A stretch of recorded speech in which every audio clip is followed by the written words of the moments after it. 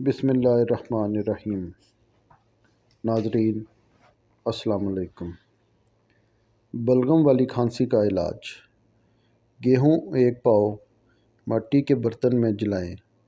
اس برتن میں ہلدی بھی براؤن کر لیں، دونوں ملا کر پاؤڈر بنا لیں۔ آدھا چمچ بڑوں کے لیے اور چوتھائی چمچ بچوں کے لیے صبح و شام دودھ یا شہد کے ساتھ کھا لیں۔ خشک کھانسی کا علاج۔